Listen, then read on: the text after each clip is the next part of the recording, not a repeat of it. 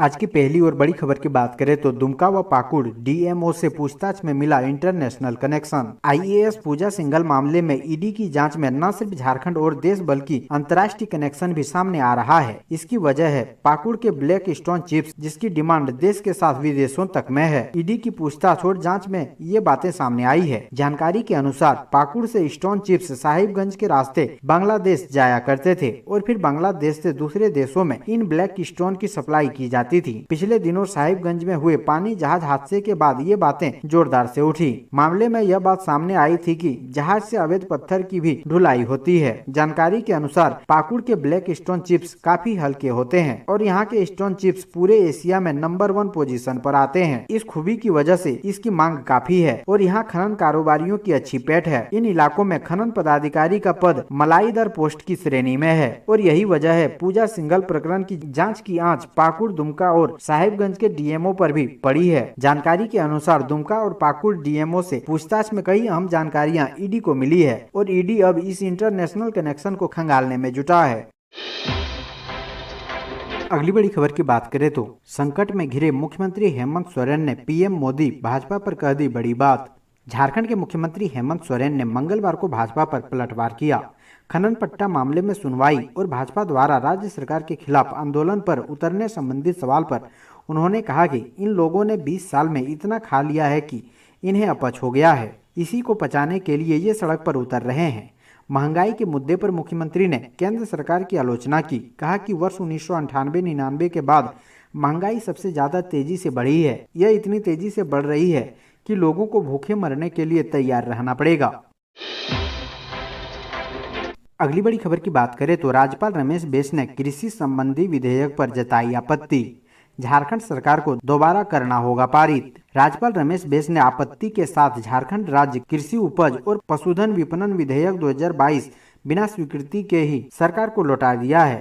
साथ ही आपत्ति दूर करते हुए पुनः इसे झारखंड विधानसभा से पारित कराकर राजभवन भेजने का निर्देश दिया है। झारखंड विधानसभा से 24 मार्च 2022 को पारित झारखंड राज्य कृषि उपज और पशुधन विपणन विधेयक 42 दिनों के बाद स्वीकृति के लिए राजभवन भेजा गया था, लेकिन विधेयक के हिंदी और अंग्रेजी संस्करण में काफी अंतर रहने सहित कई बिंदु स्पष्ट नहीं होने के कारण राज्यपाल ने इसे लौटा दिया है।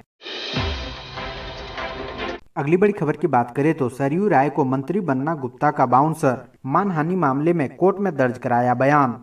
कोरोना प्रोत्साहन राशि की कथित निकासी मामले में स्वास्थ्य मंत्री बन्ना गुप्ता और विधायक सरयू राय के बीच छिड़ी जंग अब निर्णायक मोड़ पर आ पहुंची है। मंत्री बन्ना गुप्ता ने सरयू राय के खिलाफ मानहानि मामले में एमपी एमएलए कोर्ट में अपना बयान दर्ज करा दिया है। आरोप प्रत्यारोप से शुरू हुआ यह मामला अब पूरी तरह से कानूनी रूप ले चुका है।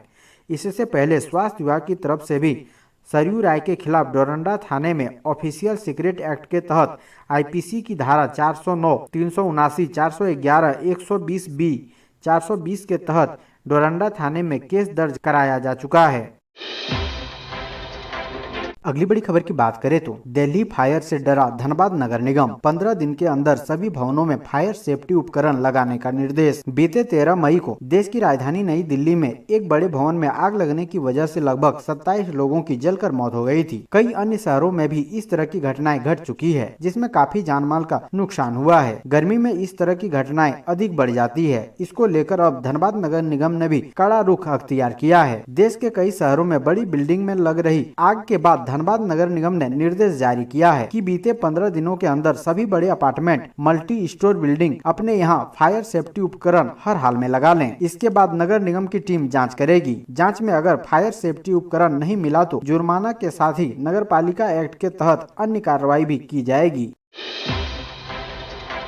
अगली बड़ी खबर की बात करें तो आईएएस पूजा सिंघल ने पूछताछ में किए चौंकाने वाले खुलासे, जिससे टेंशन में मंत्री से लेकर विधायक तक सरकार भी डरी। आईएएस पूजा सिंघल की गिरफ्तारी के बाद से ही झारखंड की राजनीति में हलचल है। ईडी की पूछताछ में कई ऐसे खुलासे हुए हैं जिसमें कई लोगों के नाम सामने आ सकते हैं। मंगलवार को झारखंड हाई कोर्ट में जब मुख्यमंत्री हेमंत सोरेन के खिलाफ माइनिंग लीज आवंटन और सेल कंपनियों से जुड़े उनके करीबियों के केस पर सुनवाई हुई तो परिवर्तन निदेशालय की तरफ से सील बंद लिफाफा पेश किया किया गया, जिसके बाद से तरह तरह की चर्चाएं हो रही है। दरअसल इस पूरे केस में सीएम हेमंत सोरेन की टेंशन भी बढ़ सकती है। इस मामले को लेकर शिवशंकर शर्मा ने PIL दाखिल की है। इस याचिका में कहा गया है कि मुख्यमंत्री से जुड़े उनके कई करीबी 400 के करीब सेल कंपनी चलाकर बड़ा पैसा बना रहे हैं। इन पैसे से होटल, मॉल और अन्य कई प्रॉपर्टी खरीदी गई है।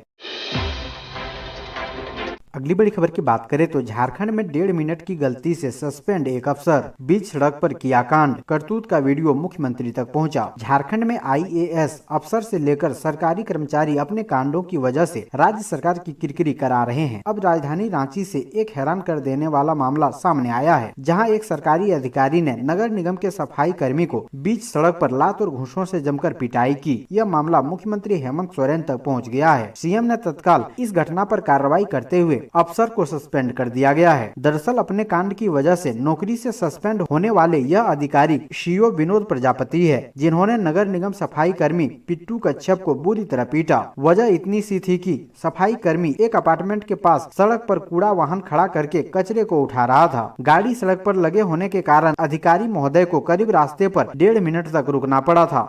इसी बात पर वह बिफर गए और मारपीट पर उतर आए। अगली बड़ी खबर की बात करें तो देवघर सदर अस्पताल में काम पर लौटे डॉक्टर, 1 हफ्ते के लिए हड़ताल स्थगित। झारखंड के देवघर से बड़ी खबर आ रही है, जहां सदर अस्पताल के डॉक्टरों ने हड़ताल वापस ले लिया है। मिली जानकारी के अनुसार बुधवार को जिला प्रशासन की ओर से देवघर SDO और SDPO ने IMA सभागार में डॉक्टरों से वार्ता की और दोषियों पर त्वरित कार्रवाई करने का आश्वासन दिया, जिसके बाद डॉक्टरों ने फिलहाल 1 हफ्ते के लिए अपने हड़ताल को स्थगित कर दिया और काम पर लौट गए हैं। डॉक्टरों ने कहा कि SDO और SDPO ने हमारी मांगों को लेकर बताया कि 2 अपराधियों की गिरफ्तारी की जा चुकी है और शेष 3 के लिए छापेमारी चल रही है। उस समय उपस्थित पुलिस कर्मियों के व्यवहार की समीक्षा की जाएगी और दोषी पाए जाने पर उचित कार्रवाई की जाएगी। अगली बड़ी खबर की बात करें तो डॉक्टर इरफान अंसारी ने कहा, असली भाजपा नेताओं का पार्टी में कोई अस्तित्व नहीं रहा। जामताड़ा विधायक डॉक्टर इरफान अंसारी ने भाजपा को अड़े हाथे लेते हुए कहा कि भाजपा आयतित नेताओं की पार्टी है, इसमें झारखंड विकास मोर्चा के नेताओं का कब्जा हो गया है। बाबूलाल मरांडी हो या दीपक प्रकाश, संजय सेठ, परवीन सिंह, नवीन जायसवाल, सभी ने JMM से भाजपा में आकर पार्टी पर कब्जा जमा लिया है। असली भाजपा नेताओं का पार्टी में कोई अस्तित्व नहीं रहा है। उन्होंने भाजपा पर तंज कसते हुए कहा कि भाजपा अलगमान को पता नहीं कि आयतित खिलाड़ियों से मैच नहीं जीता जाता। धर्म के नाम पर लोगों को लड़वाकर जीतने वाले इन लोगों का कोई अस्तित्व नहीं है। डॉक्टर इरफान ने कहा कि बाबूलाल मरांडी अगर सच में राजनेता है तो उन्हें इस्तीफा देकर दोबारा से जनता का जनादेश हासिल कर अपनी लोकप्रियता सिद्ध करनी चाहिए।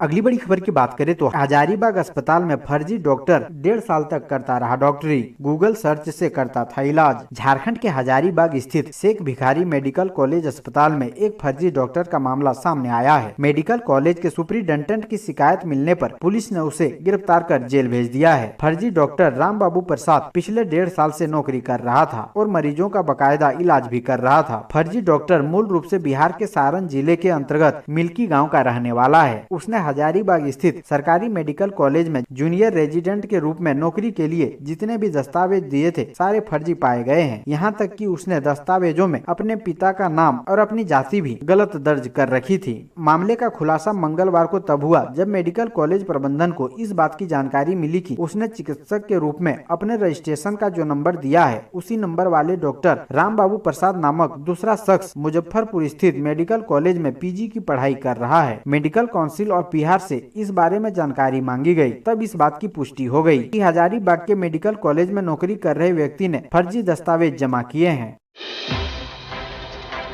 अगली बड़ी खबर की बात करें तो अचानक आग लगने से 3 हाईवा जलकर राख, कड़ी मशक्कत के बाद आग पर पाया गया काबू। बड़ी खबर पाकुड़ से, जहां मुसफ्फिल थाना क्षेत्र के जानकी नगर में सड़क किनारे खड़ी ट्रक में अचानक आग लग गई। देखते देखते एक ट्रक से 3 ट्रक में आग लग गई। ट्रक धू धू कर जलने लगा। सूचना पाकर मौके पर पुलिस पहुंची। आग की लपटें और दूसरे वाहनों पर जाने ही वाली थी कि स्थानीय लोगों ने टैंकर के पानी से आग पर काबू पाने की कोशिश की। पुलिस कर्मियों ने स्थानीय लोगों की मदद से आग बुझाई। बताया जा रहा है कि मुसफ्फिल थाना क्षेत्र के जानकी नगर में सड़क किनारे दर्जनों हाईवा खड़ी थी, जिसमें से एक ट्रक में अचानक आग लग गई। आग की लपटें तेज होने की वजह से एक ट्रक से 3 ट्रक में आग पहुंच गई और सभी ट्रक धू धू कर जलने लगी। अगली बड़ी खबर की बात करें तो रिक्शा चलाने वाला बन गया मुखिया। चौथी बार चुनाव लड़ने के लिए ग्रामीणों ने दिया था चंदा। मुखिया पद के लिए 3 बार चुनाव लड़ चुके रिक्शा चालक कृष्णा को जब जीत हासिल नहीं हुई तब भी उसने हार नहीं मानी। वह एक बार फिर यानी चौथी बार किस्मत आजमाने के लिए चुनाव मैदान में उतर पड़ा। उसके पास न कोई चल संपत्ति थी और न ही अचल संपत्ति। इसके बावजूद उसने चुनाव लड़ने का मन बना लिया। उसकी हिम्मत और जज्बे को देख ग्रामीण भी मदद के लिए सामने आ गए। ग्रामीणों ने चंदा देकर कृष्णा का हौसला बढ़ाया। ग्रामीणों के चंदे के पैसे से कृष्णा मुखिया का चुनाव लड़ा और आखिरकार उसे जीत हासिल हुई। कृष्णा के पास अपना ना तो साइकिल था और ना ही मोबाइल ही था। ग्रामीणों ने चंदा इकट्ठा कर कृष्णा को साइकिल और मोबाइल ला कर दिया। कृष्णा के मुखिया बनने से गांव में खुशी की लहर दौड़ गई है। अगली बड़ी खबर की बात करें तो झारखंड के कई जिलों में वज्रपात और बारिश का अलर्ट। 23 मई तक दिखेगा असर। झारखंड की राजधानी रांची में मौसम विभाग ने बारिश और वज्रपात को लेकर अलर्ट जारी किया है। मौसम विभाग के अनुसार रांची, धनबाद, जामताड़ा समेत अन्य कई जिलों में हल्की बारिश और बिजली कड़कने की भी संभावना है। साथ ही देवघर और गिरिडीह में बारिश होने की संभावना है। वहीं बताते चले तो मौसम विभाग के अनुसार झारखंड के कुछ इलाकों में प्री मानसून एक्टिविटी दिखने लगी है। मौसम विभाग के वैज्ञानिक उपेंद्र श्रीवास्तव के मुताबिक झारखंड के कई हिस्सों में बादल गरजने के साथ बारिश शुरू हुई है। झारखंड के उत्तर पूर्वी क्षेत्र जैसे धनबाद, बोकारो, दुमका ज्यादा प्रभावित हो रहे हैं। इन जिलों में गर्जन के साथ हल्के से मध्यम दर्जे की बारिश भी देखने को मिल रही है। अगली बड़ी खबर की बात करें तो झारखंड फुटबॉल संघ के विवाद पर मंत्री मिथिलेश ठाकुर बोले, मामले का हुआ पट्टाछेप, अन्य किसी का दावा होगा अमान्य। झारखंड में खेल की अपार संभावनाएं हैं। राज्य सरकार खिलाड़ियों को लगातार प्रोत्साहित कर रही है। साथ ही खिलाड़ियों के बेहतर भविष्य को लेकर काफी प्रयासरत है। झारखंड फुटबॉल संघ के अध्यक्ष सह राज्य के पेयजल एवं स्वच्छता मंत्री मिथिलेश ठाकुर ने कहा कि ऑल इंडिया फुटबॉल एसोसिएशन ने झारखंड फुटबॉल संघ को मान्यता दिया है। अब फुटबॉल की सभी गतिविधियों पर संघ बेहतर तरीके से ध्यान रखे। साथ ही कहा कि अगर कोई अन्य संघ किसी प्रकार का दावा करता है तो वह मान्य होगा। राज्य में अब फुटबॉल संघ को लेकर चल रहे सभी तरह के विवादों का पट्टाछेप हो गया है। अगली बड़ी खबर की बात करें तो दूसरे चरण की वोटिंग के लिए झारखंड पुलिस अलर्ट। नक्सल प्रभावित इलाकों में ड्रोन से होगी निगरानी। झारखंड में 19 मई को होने वाले त्रिस्तरीय पंचायत चुनाव के दूसरे चरण की वोटिंग को लेकर पूरे झारखंड में सुरक्षा के पुख्ता इंतजाम किए गए हैं। केंद्रीय बलों के साथ साथ झारखंड पुलिस पूरी तरह से अलर्ट मोड पर है। पुलिस मुख्यालय उन सभी 16 जिलों में विशेष नजर बनाए हुए है जहाँ दूसरे चरण का मतदान होना है। झारखंड पुलिस के प्रवक्ता सह IG अभियान अमोल होमकर ने बताया कि पंचायत चुनाव को लेकर सुरक्षा के पुख्ता इंतजाम किए गए हैं। खासकर अति संवेदनशील इलाकों में विशेष ध्यान रखा जा रहा है। मतदान के दौरान नक्सल प्रभावित क्षेत्रों में हवाई निगरानी भी की जा रही है।